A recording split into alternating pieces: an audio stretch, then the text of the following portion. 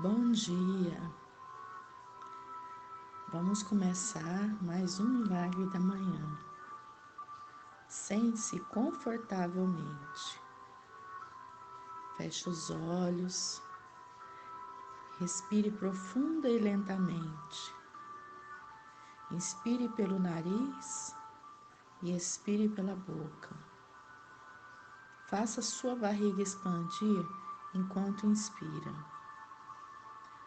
Inspire pelo nariz lentamente, contando até 3. Segure o ar, contando até 3. 2, 3. Solte o ar lentamente pela boca, contando até 3. 2, 3. Sinta seus pensamentos e suas emoções se acomodando enquanto se concentra na respiração. Inspire pelo nariz lentamente. 2, 3. Segure o ar. 2, 3. Solte o ar lentamente pela boca. 2, 3. Esteja ciente de que, quando tenta acalmar a sua mente, pensamentos ainda virão. Apenas os reconheça e deixe-os ir embora. Inspire pelo nariz lentamente. 2, 3. Segure o ar. 2, 3. Solte o ar lentamente pela boca. 2, 3. Vá aos poucos, sem esforço, deixando os pensamentos para trás. Mergulhe em si mesmo, no aqui e agora. Esse é o instante para estar plenamente presente neste momento. Continue a seguir sua respiração. Imagine estar inspirando energia positiva, amorosa, tranquila e expirando todas as suas preocupações e estresse. Desfrute o silêncio, desfrute o momento, apenas respire. Inspire paz, segure o ar. 2, 3. Expire tristeza. Inspire amor. Segure o ar. 2, 3. Expire mágoa. Inspire saúde. Segure o ar. 2, 3. Expire doença. Inspire confiança. Segure o ar. 2, 3. Expire insegurança. Inspire fé. Segure o ar. 2, 3. Expire raiva. Inspire alegria. Segure o ar. 2, 3. Expire depressão. Continue respirando lentamente.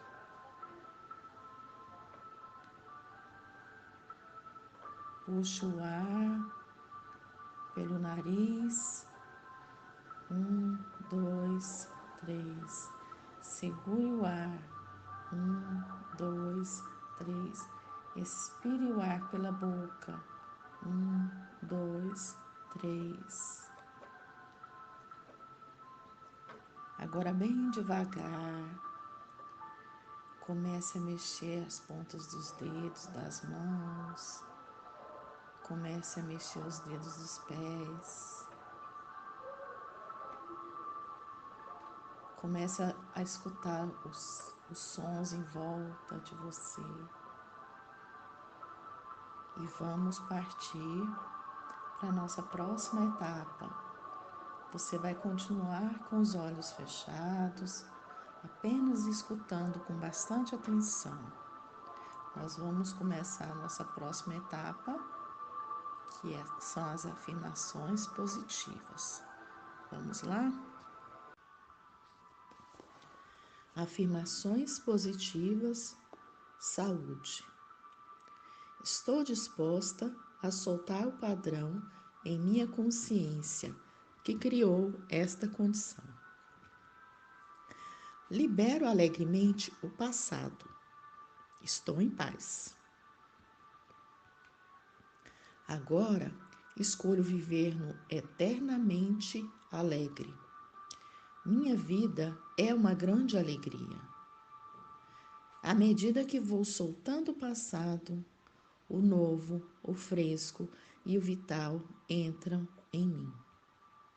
Deixo a vida fluir através de mim. Absorvo a vida em perfeito equilíbrio. Estou em perfeito equilíbrio. Avanço na vida com facilidade e alegria em qualquer idade. Crio somente a paz e a harmonia dentro de mim e no meu ambiente. Mereço me sentir bem. Sou cercada e habitada pela paz. Deixo minha mente relaxar e ficar em paz.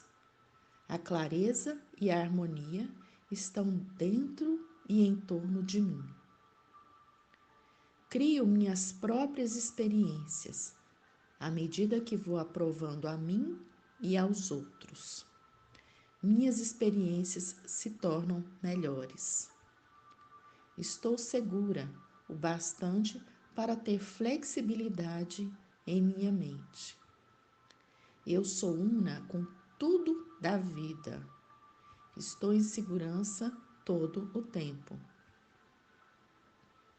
A divina ação certa está sempre acontecendo em minha vida. Só o bem vem de cada experiência. É seguro crescer. Somente a ação certa está acontecendo em minha vida. Deixo ir o velho e dou boas-vindas ao novo. É seguro ser eu mesma. Eu expresso exatamente o que eu sou. Sou a alegria da vida, expressando e recebendo em perfeito ritmo. Eu desperto nova vida dentro de mim. Alegres ideias novas estão circulando livremente dentro de mim. Sou a viva, amorosa, alegre expressão da vida. Sou minha própria pessoa. Absorvo e dou nutrição em perfeito equilíbrio. Sou livre para ser eu mesma e dou aos outros a liberdade de serem como são. É seguro todos nós evoluirmos. Proteção divina, paz, a inteligência do universo atua em todos os níveis da vida. Declaro que a paz e a harmonia habitam em mim e me cercam o tempo todo. Avanço além das velhas limitações e agora dou-me permissão para me expressar livre e criativamente. Devolvo o meu poder ao seu devido lugar. Tomo minhas próprias decisões e me realizo. Estou profundamente centrada e tranquila na vida. É seguro para mim estar viva e alegre. Avanço com facilidade na vida. Eu confio no processo da vida e peço com facilidade o que quero. A vida me ampara. Amorosamente, eu deixo ir o passado e volto minha atenção a este novo dia. Abro-me ao exterior com segurança. É meu divino direito tramar minha própria direção na vida. Para visualizar, continue com os olhos fechados. Imagine exatamente aquilo que você deseja realizar. Veja, sinta, ouça, toque, saboreie e cheire cada detalhe da sua visão. Veja a si mesmo atingindo seus resultados. Imagine a reação da sua família, amigos e das pessoas à sua volta. Não se esqueça da sua expressão de felicidade e vitória. São 5 minutos. Vamos lá?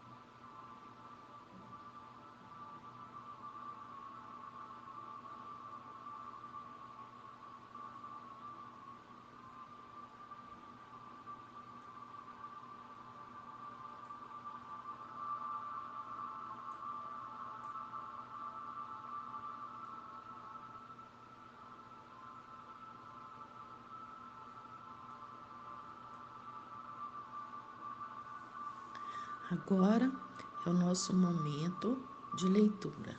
Vamos lá? A fascinante construção do eu. Dentre tais pessoas, algumas se punem frequentemente. Não admitem seus erros, são algozes de si mesmas. Acham-se sempre incapazes e indignas de ser felizes. São generosas com os outros, mas excessivamente críticas consigo mesmas. Outras, ao contrário, punem os outros. São miseráveis e infelizes, pois vivem em função deles. São especialistas em apontar os erros das pessoas que as rodeiam, mas nunca os seus. Ainda outras acham frequentemente que os outros falam delas e tramam contra elas. Isso porque o seu eu tem ideias paranoicas ou de perseguição. São capazes de manipular as pessoas ao seu redor, de mostrar que são vítimas de determinados algozes. No começo, por serem persuasivas, conseguem arrebatar mentes inocentes, mas pouco a pouco caem em contradição. Todas essas pessoas, ainda que tenham excelente potencial para brilhar e se reciclar, têm defeitos na construção do eu. O eu coloca-se como servo dos conflitos delas e não como autor da sua história. A introspecção inadequada é uma bomba contra a saúde psíquica. É cultivadora de janelas killer duplo P, que contraem a sociabilidade, o prazer de viver, a capacidade de filtrar estímulos estressantes. É provável que a maioria das pessoas que desenvolvem um raciocínio abstrato não desenvolva de maneira saudável. Veja os contrastes. Muitos sabem falar com exatidão sobre as partículas atômicas e subatômicas, mas não estruturam seu eu para falar minimamente das montanhas dos seus medos e temores, nem dos penhascos que alicerçam suas angústias. Outros descrevem com detalhes os mais variados tipos de carro, suas marcas, modelos e particularidades do motor, mas não conseguem falar nada sobre as particularidades de sua mente, sobre como constroem seus pensamentos e por que sofrem por antecipação. Ainda outros, preocupados com sua segurança, fazem todo tipo de seguro, mas não sabem segurar minimamente sua mais importante propriedade, o território da emoção. Qualquer estímulo estressante ou contrariedade os leva aos vales da irritabilidade e da agressividade. Mas essas pessoas mudarão ou continuarão eternamente complicadas e complicando a vida de quem as rodeia. Já vi pessoas se levantarem das cinzas após desenvolver um raciocínio abstrato saudável. Já presenciei psicopata aprendendo a se interiorizar e ter atitudes altruístas. Raro? Sim, mas possível. Claro que um psicopata cairá fatalmente em depressão se entrar em contato com seus dramáticos erros e aprender a se colocar no lugar das suas vítimas. E sua dor asfixiante não será ruim, mas um estágio necessário para seu eu se reciclar e se organizar. Caso contrário, estará simulando, ficará intocável. Como veremos no próximo volume desta obra, muitos não superam seus conflitos e não mudam sua história emocional, porque seu eu não é transparente, tem medo de entrar em contato com seus erros, infantilidade, radicalismo, agressividade. Seu eu, por ser vítima da necessidade neurótica de se defender, não olha para si, não é transparente, esquiva-se ansiosamente da dor emocional. Fica, portanto, imutável. A meditação, a espiritualidade e, em destaque, as técnicas psicoterapêuticas podem ajudar na formação do raciocínio abstrato. Mas, de acordo com a teoria da inteligência multifocal, são necessários outros importantes nutrientes. Doses elevadas de uma educação inteligente que conduz o educando a conhecer os mecanismos de formação do eu e o desenvolvimento e treinamento dos seus papéis vitais. O raciocínio abstrato contribui para desenvolver o eu e, depois de formado, o próprio eu se torna uma fonte excelente dessa classe de raciocínio.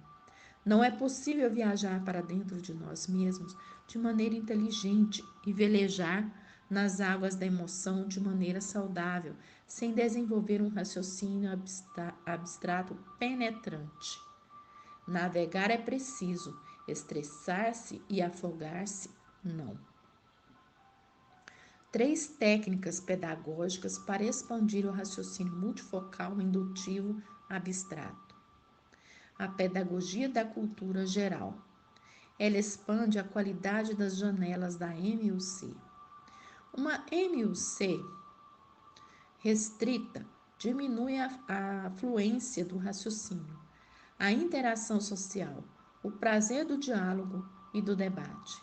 De outro lado, a MUC extremamente alargada pelo excesso de informação, consumo, atividades e preocupações gera uma mente agitadíssima, fatigada, esquecida, irritadiça, flutuante, impaciente, caracterizada pela síndrome do pensamento acelerado.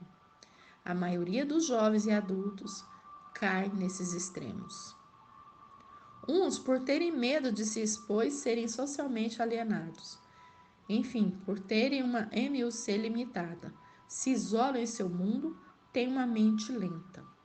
Outros por serem plugados em computadores, internet, consumo e se entulharem de informações sem qualidades, ou seja, por terem uma MUC expandida, não relaxam, desenvolvem uma mente super estressada. Para se ter uma MUC qualitativamente expandida, deve-se selecionar as informações. O cérebro humano não é depósito de dados. Suas janelas não são ilimitadas, o que indica uma cultura inútil, estressa a mente. Deve-se ler livros e jornais impressos que tenham qualidade. Particularmente, acho muito importante ler jornais que abordem muito mais do que miserabilidade social, que comentem a agenda social local, o movimento dos povos, os grandes temas internacionais, as artes, os esportes. É estranho que muitos jovens não saibam com detalhes o que está acontecendo no mundo. Desconheçam os conflitos do Oriente Médio, a crise econômica mundial, o aquecimento global, a insegurança alimentar. Parece que vivem em outro planeta.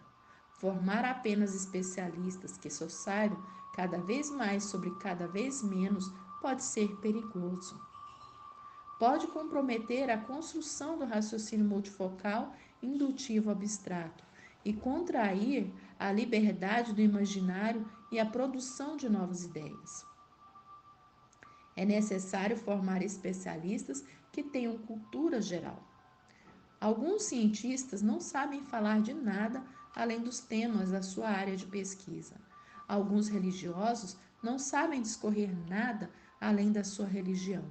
Alguns políticos não têm outro assunto a não ser comentar sobre a própria ideologia, eleições e políticos que estão no poder. Contraíram o centro mais importante da memória, a memória de uso contínuo, que liberta o eu e financia a sociabilidade, o prazer do diálogo e da criatividade.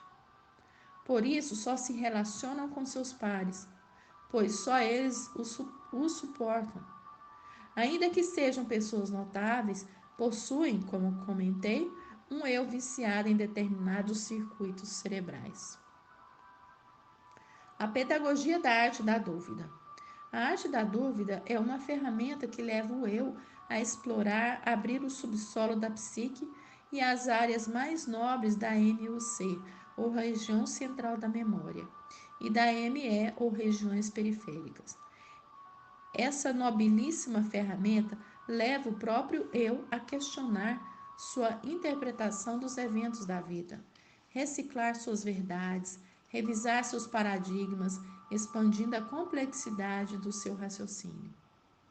Quem começar a usar sistematicamente essa ferramenta tem grande possibilidade, uma semana depois do seu uso, de expandir pelo menos 20% o seu raciocínio multifocal, abstrato e indutivo. Faz-se necessário não apenas o eu se autocriticar e se reciclar, mas também questionar-se de diversas formas sobre um assunto ou fenômeno antes de dar uma resposta. Não basta ter cultura, se, como eu disse, ela é inacessível para o eu viciado em ler áreas estreitas da memória. Conhece pessoas cultas, mas que são pouco sociáveis, que não podem ser questionadas ou contrariadas? Ter empilhado milhões de tijolos, cimentos, pisos no córtex cerebral não quer dizer ser um bom engenheiro de pensamentos. A pedagogia da crítica. Cultura geral é importante e a arte da dúvida é excelente, mas é fundamental usar a técnica da pedagogia da crítica.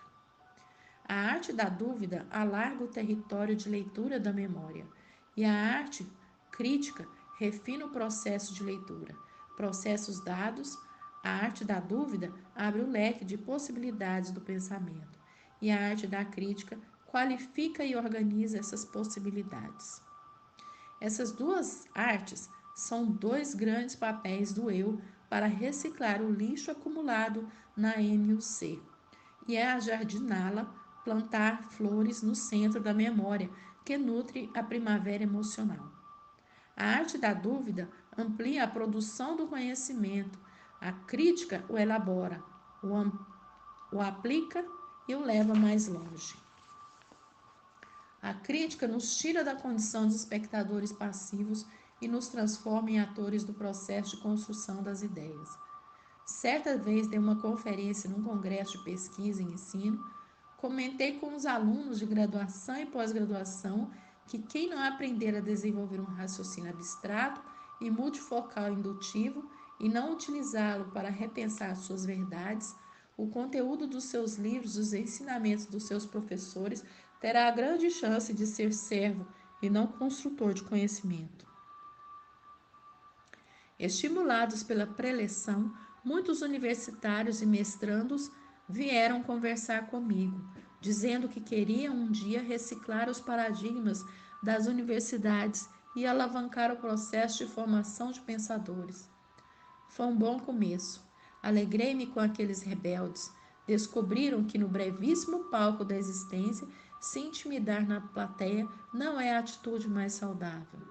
O eu tem duas grandes responsabilidades históricas: reciclar a sua história e reciclar, tanto quanto possível, a história social.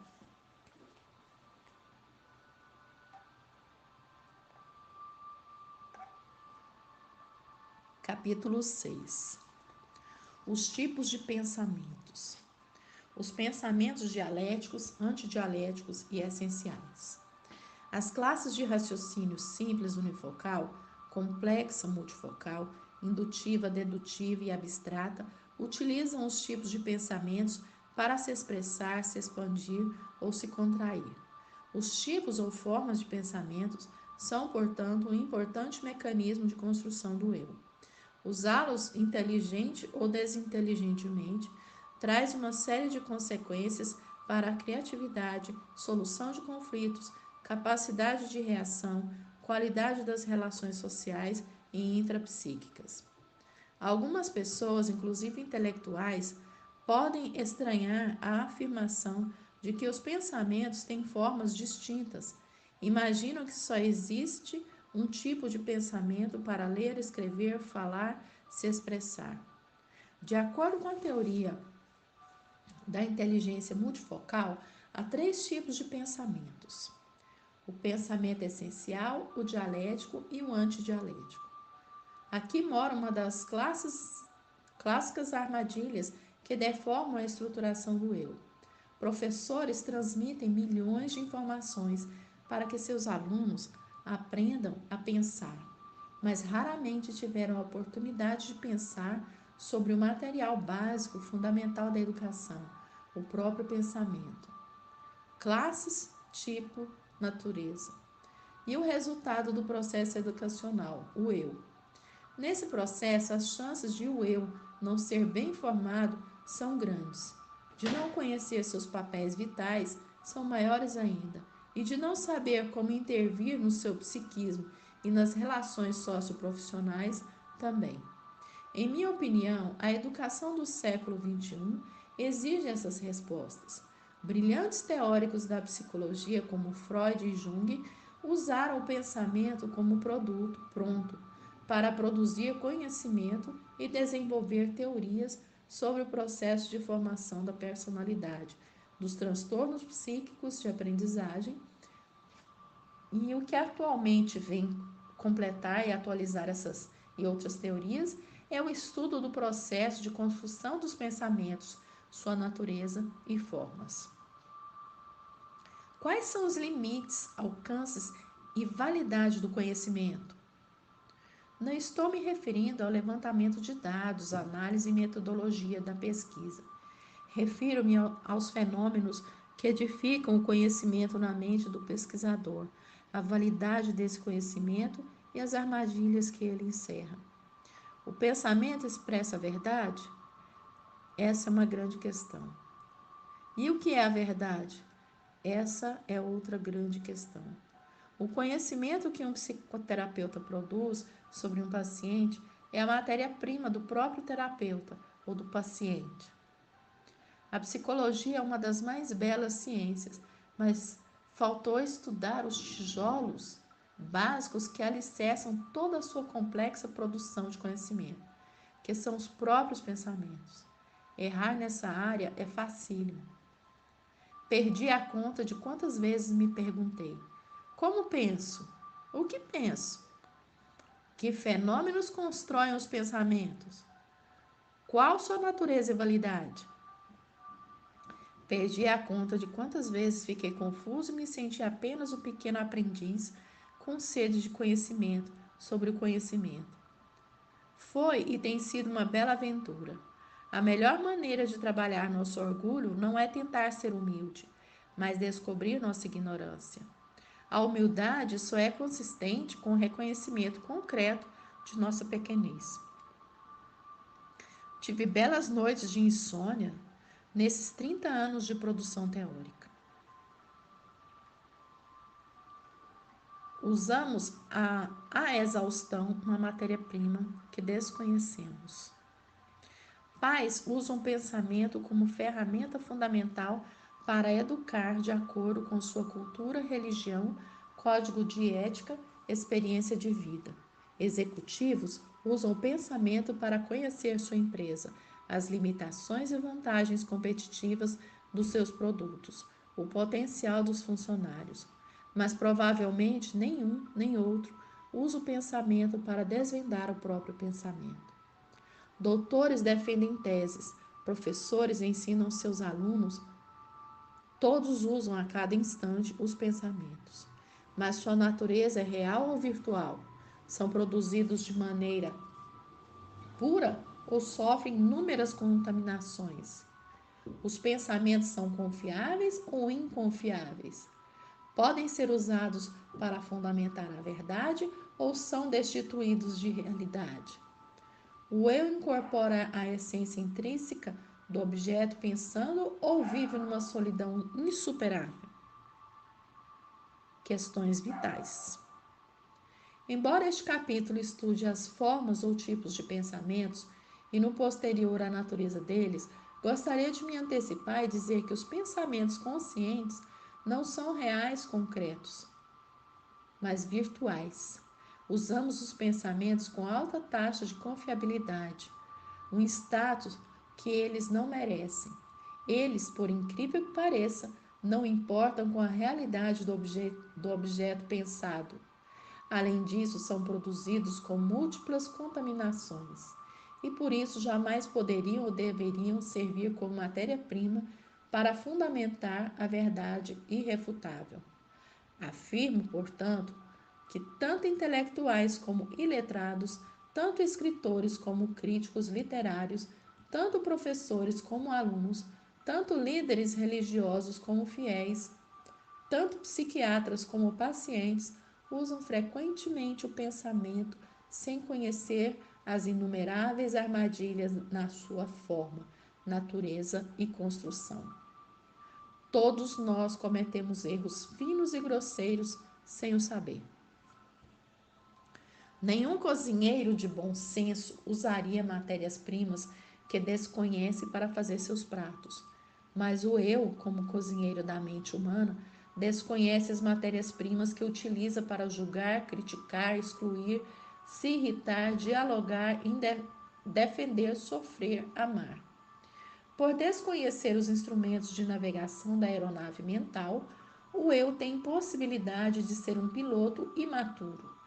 E por desconhecer as matérias dos nutrientes psíquicos, tem possibilidade de ser um mau cozinheiro do conhecimento.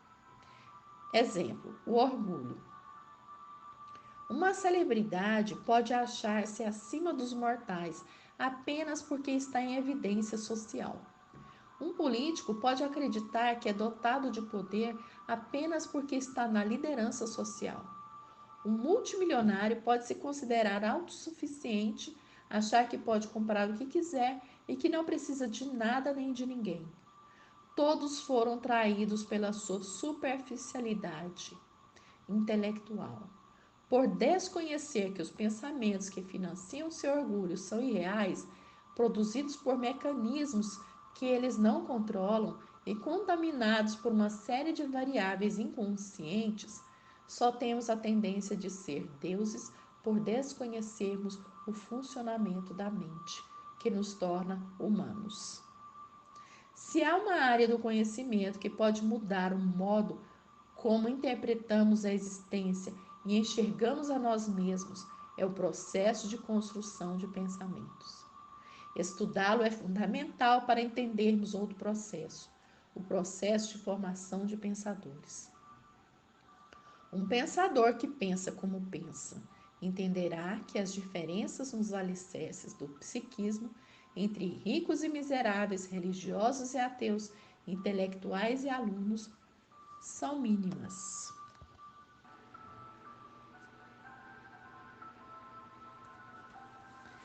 Agora é o nosso momento de escrever. Nessa etapa, você pode escrever sobre seus sonhos, planos, família, ideias, descobertas, realizações, sucessos, lições aprendidas, os resultados que você se compromete a criar para hoje. Você pode escrever também o que você aprendeu ontem, o que você vai fazer hoje, para quando chegar no final do dia, você ler e para saber se você realmente cumpriu o que você se propôs. São mais 5 minutinhos. Vamos lá?